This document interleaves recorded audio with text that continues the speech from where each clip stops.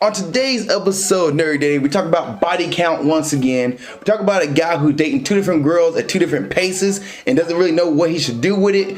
We also talk about a girl who's interested in talking to a situationship again, and she wants to know, should she dive back into that pool?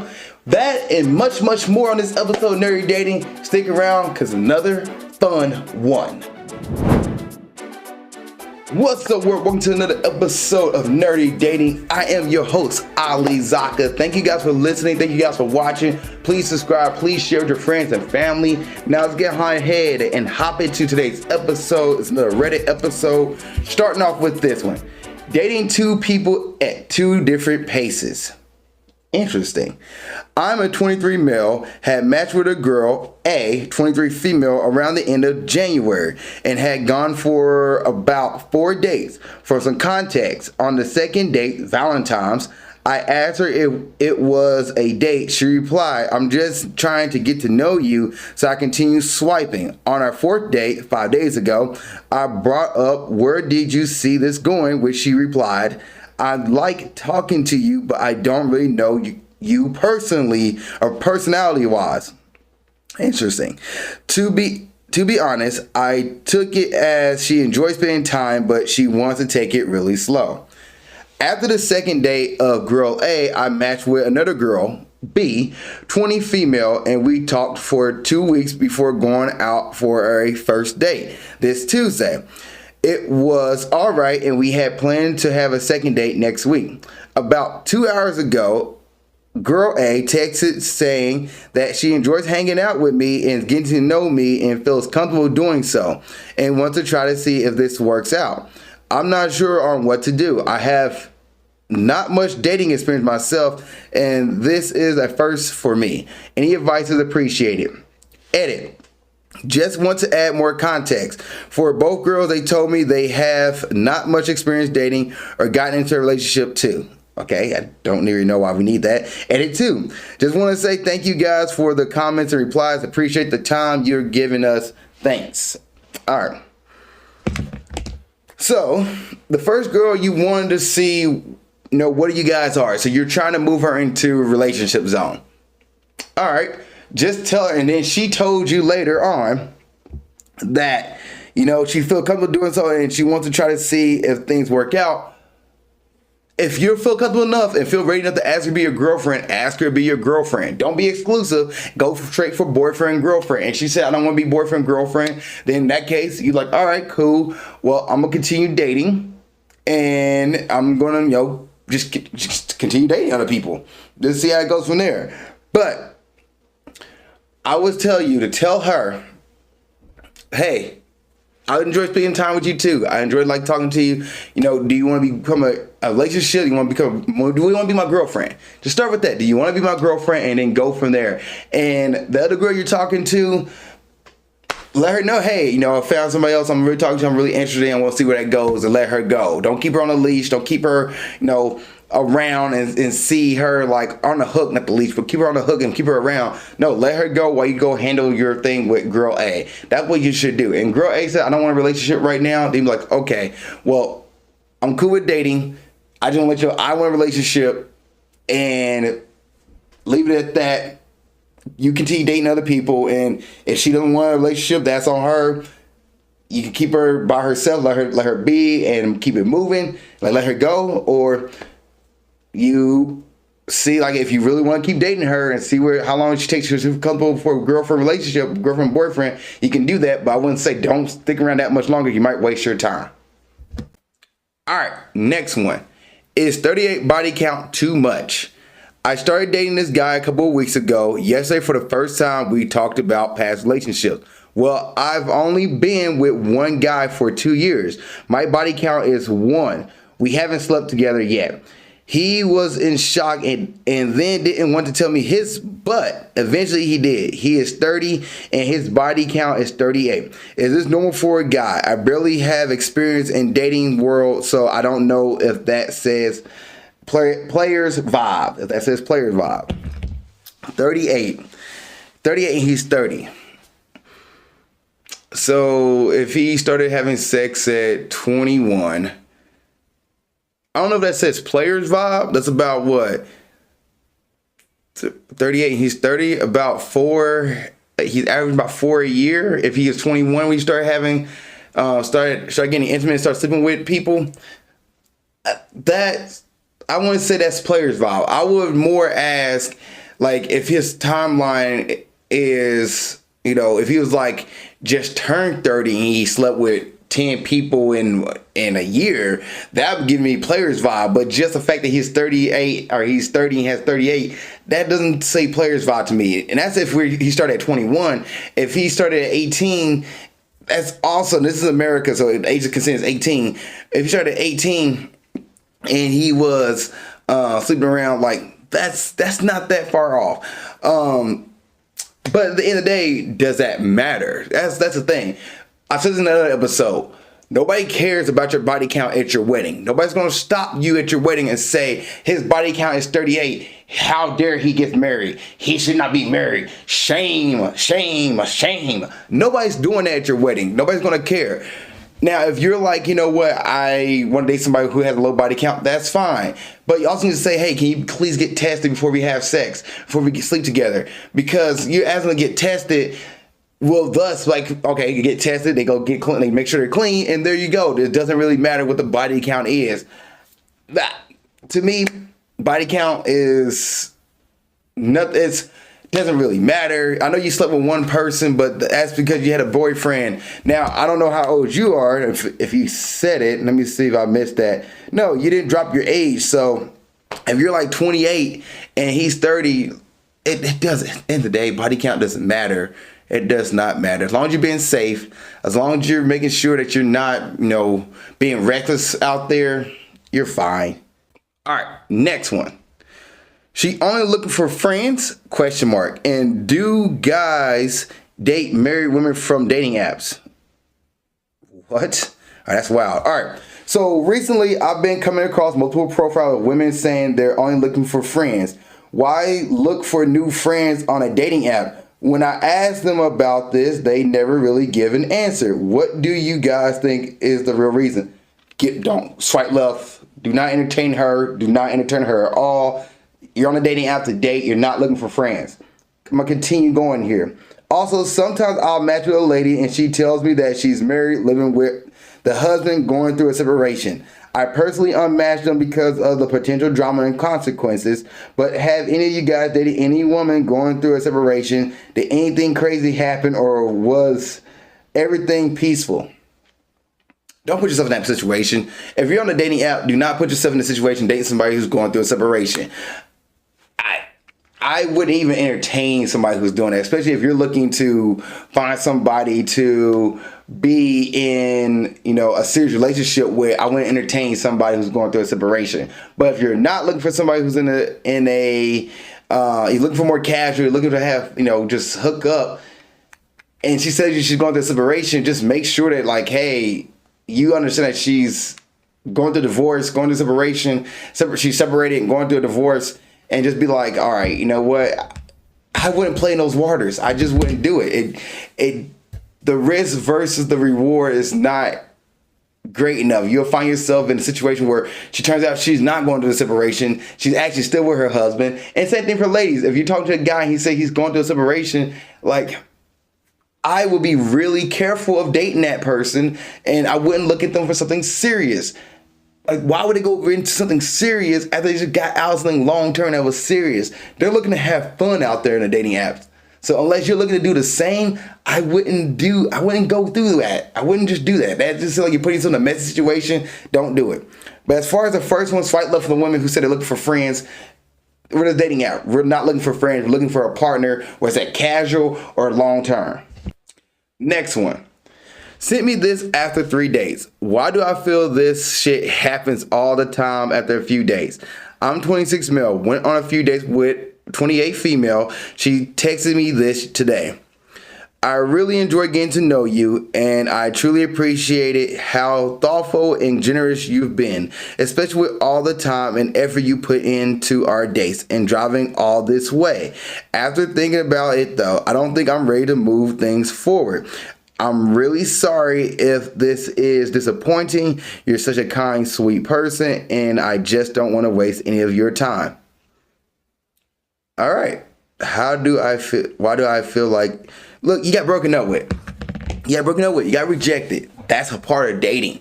It does feel crappy. It does not feel good to get rejected, but this is the growing moment for you. She told you straight up versus wasting your time that, hey, she's not really looking to move things forward. So she's not looking for a relationship with you.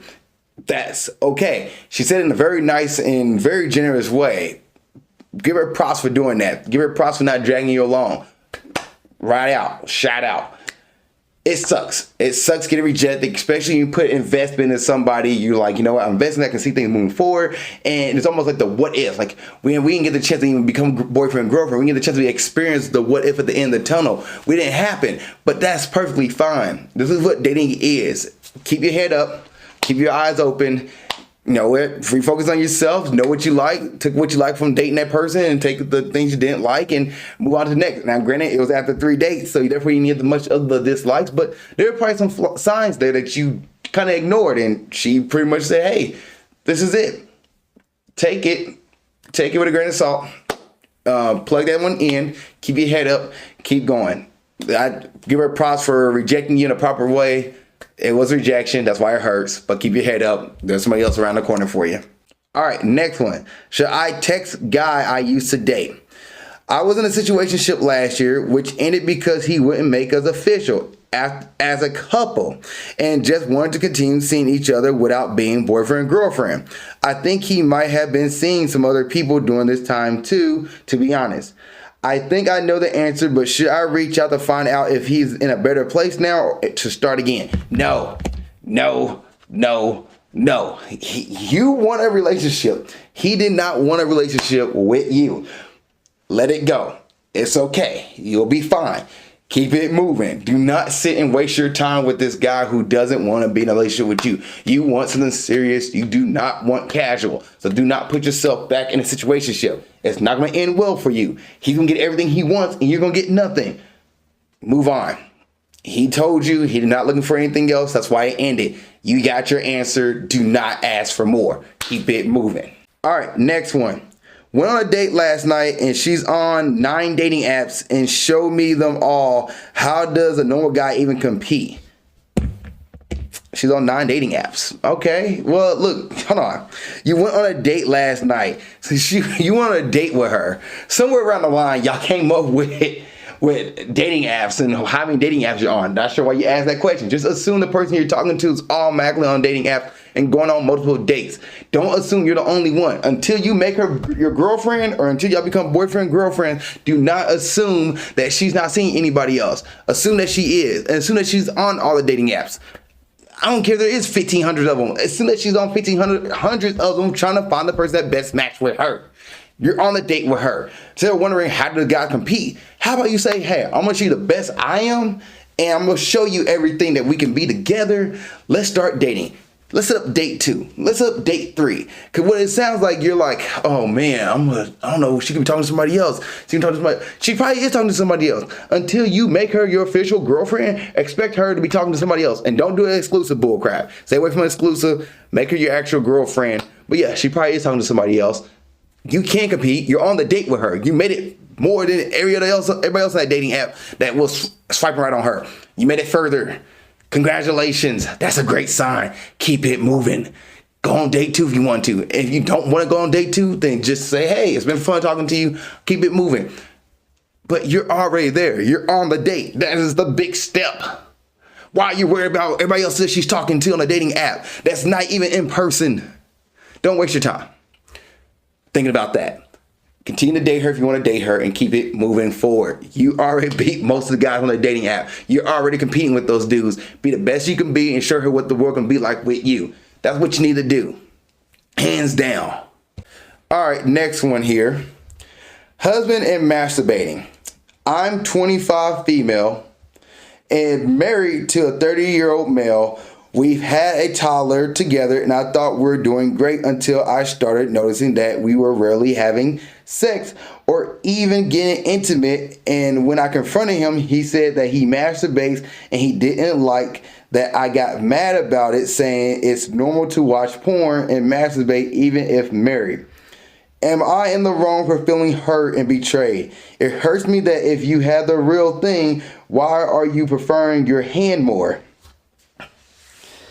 Okay. I feel hurt and like I'm not good enough. Though I'm not lacking anything physically, I go weeks without him satisfying me, thinking he's just stressed and not in the mood while was having fun with himself almost daily.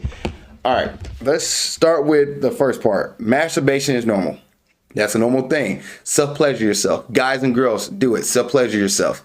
Or let's just say men and women, self-pleasure yourself.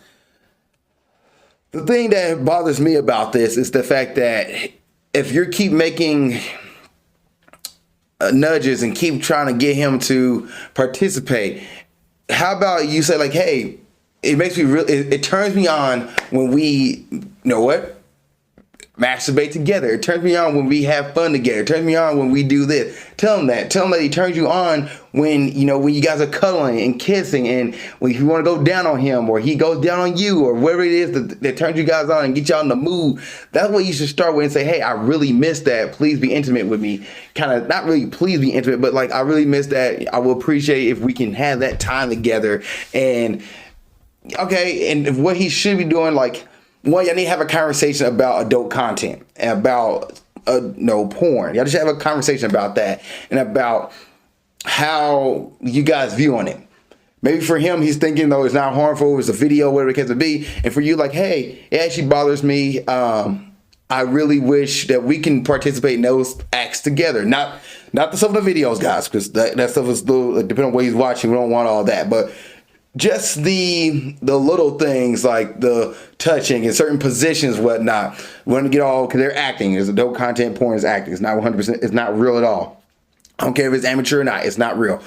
But we can start doing that together and cuddling everything. Heck, if you want, if you like, okay, well, you like watching videos like that, how about you send him some videos? Send him some spicy videos. Send him some videos of you in lingerie. Send him some videos of you, playing with yourself in a sense, and let him like get turned on by that. And then that's what he watches, and then y'all get together and you try to read, like, do a certain position, or you can bring up a book like, hey, this position today, you want to try this. That way he, like, okay, cool. And then he responds that. Now he rejects you after that.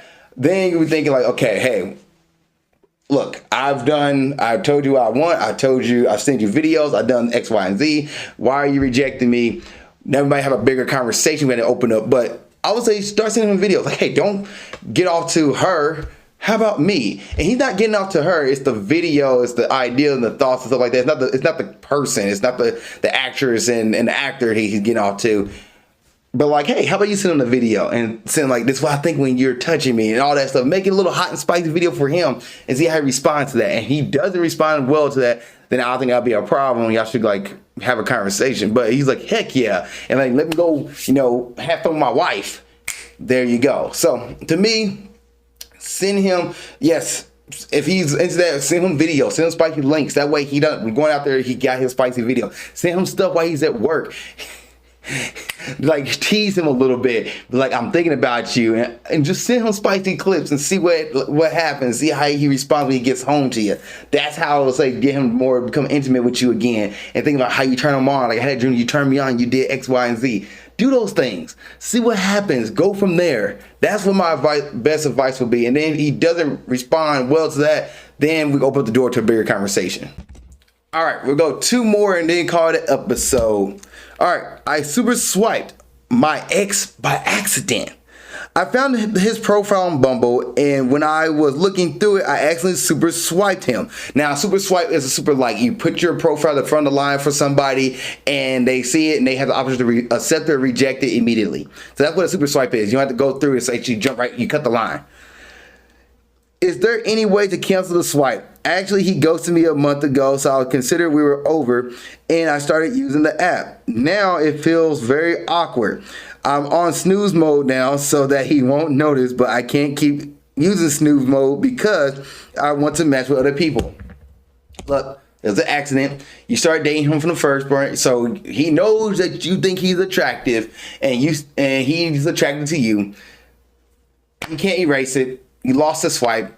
Okay, cool beans. Keep it moving. If he swipe right on you, just block him. It's fine. and keep it moving. Like, don't be running away from it. Accidents happen on dating apps. You swipe on people that you wasn't supposed to swipe on. Keep it moving. All right, last one. This is a long one.